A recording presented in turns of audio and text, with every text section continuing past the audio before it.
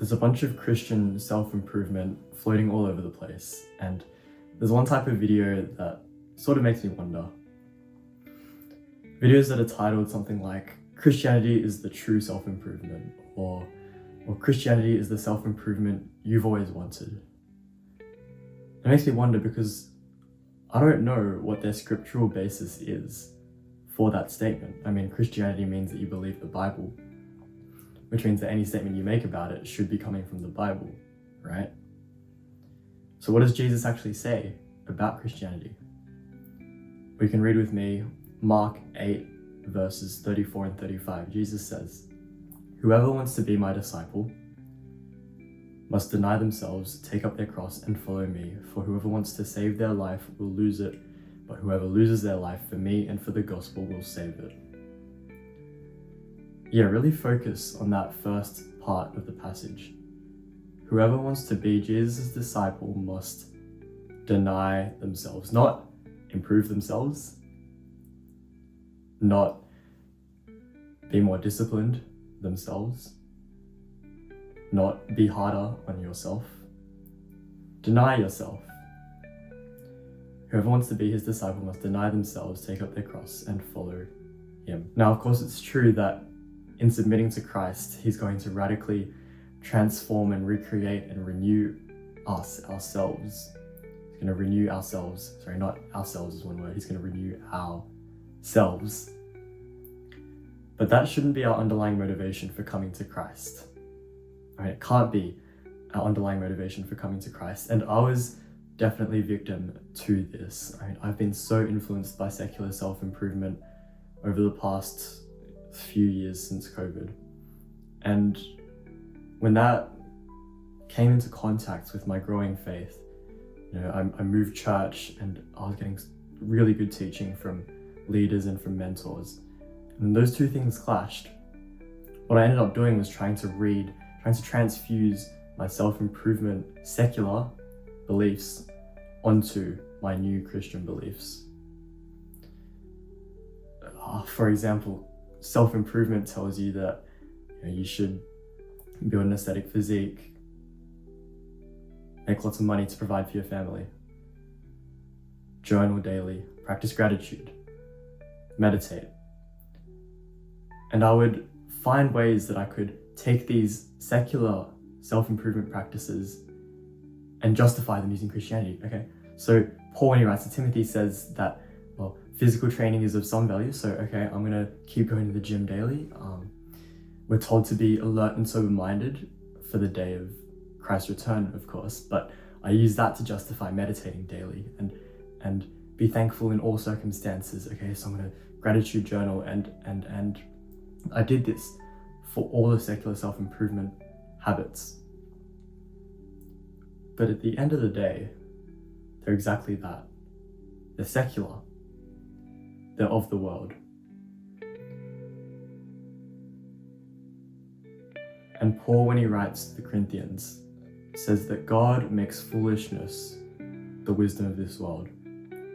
God makes foolishness the wisdom of this world. So God, he looks at these self-help videos, these self-improvement videos, and he calls them foolish. And I think we really find the key to why these things are foolish in this part of the letter to the Colossians. I'm going to read from it. Can you read with me?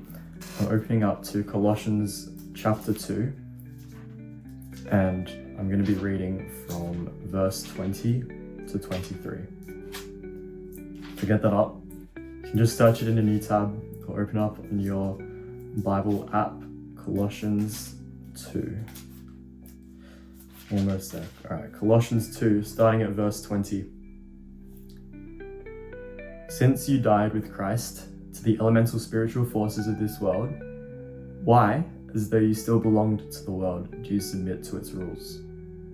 Do not handle, do not taste, do not touch. These rules, which have to do with things that are all destined to perish with use, are based on merely human commands and teachings. Such regulations indeed have an appearance of wisdom, with their self-imposed worship, their false humility, and their harsh treatment of the body, but they lack any value in restraining sensual indulgence."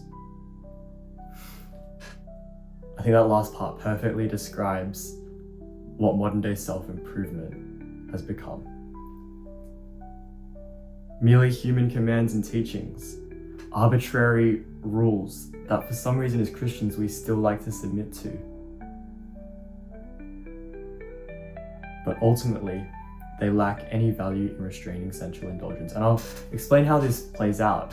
I've mentioned this in another video, but some advice that these self-improvement gurus love to push is that if you're struggling with lust, you should hit the gym, get all your energy out.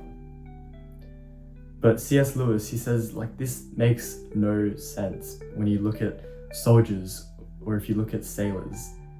These are people who are doing really physical jobs, but they're infamously lustful, infamously unable to control their sensual indulgence.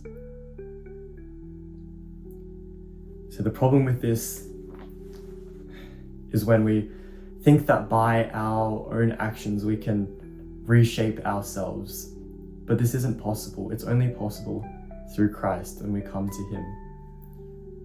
Renewal, self-improvement is only possible when we come to Him. I'm going to read from a commentary how they talk about this passage, Colossians 2, which we've just talked about. They say this: these attempts at denying the flesh through human efforts don't actually stop sinful desires.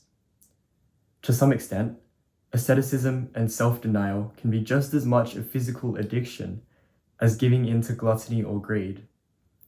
In both cases, a person is acting under the assumption that what they do with their body in their own power is what will make them happy. Do you believe that? Do you believe that what you do with your own body, with your own power, will make you happy? Because Jesus says, no, that's not going to make you happy. Whoever wants to be His disciple must deny themselves, take up their cross, and follow Him. For whoever wants to save their life will lose it, but whoever loses their life for Him and for the gospel will save it.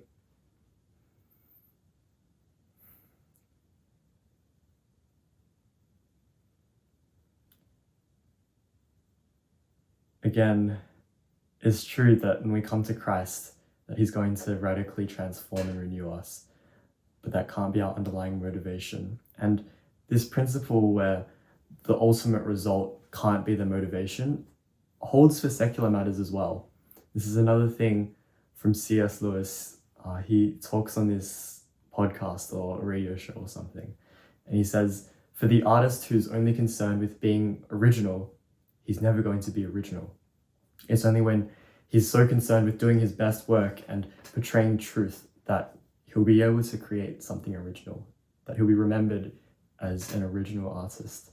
Or for the person at a social gathering who's so concerned with making a good first impression, he's never going to make a good impression. It's only when you're concerned with being yourself, being true to hopefully who you are as a good person, being authentic, that people are going to be drawn to you somehow, that you'll then finally make a good impression, right?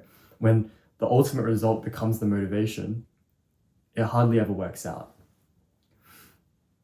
And so yeah, there's wisdom in those two circumstances.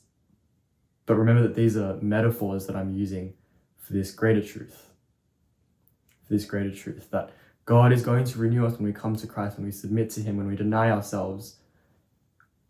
Self-improvement is going to come from that, but that can't be the motivation going in. Christianity is not about self-improvement. It's about self-denial. Christianity is not about self-improvement. It's about self-denial. I want you guys to remember that going into the rest of 2025, but I hope you guys had a good start to the year, and I look forward to seeing you around later on. Until next time, see ya.